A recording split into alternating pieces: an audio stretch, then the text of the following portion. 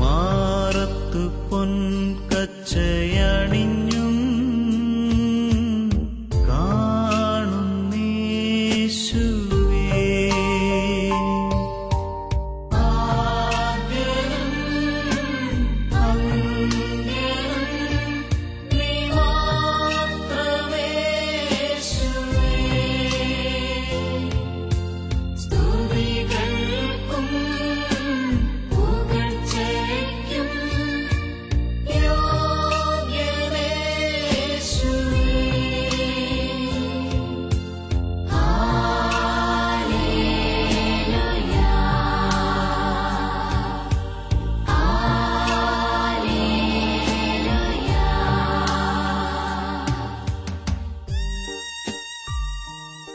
തെസലോനിക്കക്കാർക്ക് എഴുതിയ 1-ാം ലേഖനം 4-ാം അധ്യായം 4-ാം തിരുലിഖിതം.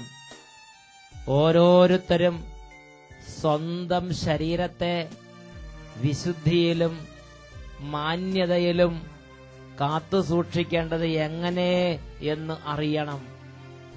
പൗലോസ് അപ്പോസ്തലൻ സഭയുടെ നേതൃത്വം വഹിക്കുന്ന തിമോത്തിയോസ് എന്ന് പറയുന്ന തന്റെ പ്രിയ ശിഷ്യന് എഴുതുന്ന രംഗമുണ്ട്.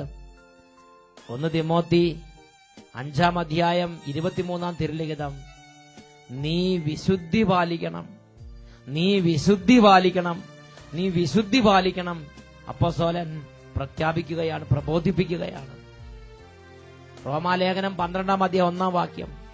ആകയാൽ സഹോദരങ്ങളെ, ദൈവത്തിന്റെ കാരുണ്യം അനുസ്മരിച്ചുകൊണ്ട് ഞാൻ നിങ്ങളോട് അപേക്ഷിക്കുന്നു, നിങ്ങളുടെ ശരീരങ്ങളെ വിശുദ്ധിയിലും മാന്യതയിലും കാത്തു സൂക്ഷിക്കുന്നത് എങ്ങനെയെന്നറിയണം. നിങ്ങളുടെ ശരീരങ്ങളെ വിശുദ്ധമായി കാത്തു സൂക്ഷിക്കുക. ഇതായിരിക്കണം നിങ്ങളുടെ യഥാർത്ഥമായ ആരാധന. ഈ നിമിഷങ്ങളിൽ 2 കരങ്ങൾ ഉയർത്തി വിശുദ്ധിയുടെ അഭിഷേകം ദൈവികമായി നമുക്ക് ലഭിക്കാൻ ആഗ്രഹിച്ച് കുറവുകളിലേക്ക്, തഴക്കദോഷങ്ങളിലേക്ക്, ദുശീലങ്ങളിലേക്ക് പരിശുദ്ധാത്മശക്തി വ്യാപരിക്കാൻ ആഗ്രഹിച്ച് എല്ലാവരും പ്രാർത്ഥിക്കുന്നു. Hallelujah, hallelujah. കരങ്ങൾ ഉയർത്തി സ്തുതിക്കട്ടെ. Hallelujah, hallelujah, hallelujah, hallelujah. ഓ ദൈവികമായ അഭിഷേകം, വിശുദ്ധിയിലേക്ക് നയിക്കുന്ന അഭിഷേകം വ്യാപരിക്കട്ടെ. നിങ്ങളെ വിളിച്ചവൻ പരിശുദ്ധനായിരിക്കുന്നത് പോലെ നിങ്ങളും പരിശുദ്ധരായിരിക്കണം എന്ന് കൽപ്പിച്ച ദൈവമായ കർത്താവിന്റെ അത്ഭുത ശക്തി, വചനത്തിന്റെ അത്ഭുത ശക്തി ഓരോ ശരീരത്തിലേക്ക് നിവേശിക്കട്ടെ, ഓരോ ശരീരത്തിലേക്ക് നിവേശിക്കട്ടെ. ഞാൻ നിങ്ങളെ വിശുദ്ധീകരിക്കുന്ന കർത്താവാണ് എന്ന് അരുളി ചെയ്ത ദൈവത്തിന്റെ അത്ഭുത ശക്തി ഇപ്പോൾ ഓരോ ശരീരങ്ങളിലേക്ക് നിവേശിക്കട്ടെ. അശുദ്ധിയുടെ കെട്ടുകൾ അഴിയട്ടെ, തിന്മയുടെ ആധിപത്യങ്ങൾ തകരട്ടെ, മ്ലേച്ഛതയുടെയും കൗടില്യത്തിന്റെയും ആധിപത്യങ്ങൾ യേശുവിന്റെ നാമത്തിൽ തകർന്ന് നിർവീര്യമാകട്ടെ. Hallelujah, hallelujah. യേശുവിന്റെ ആരാധന, ആരാധന, യേശുവിന്റെ ആരാധന.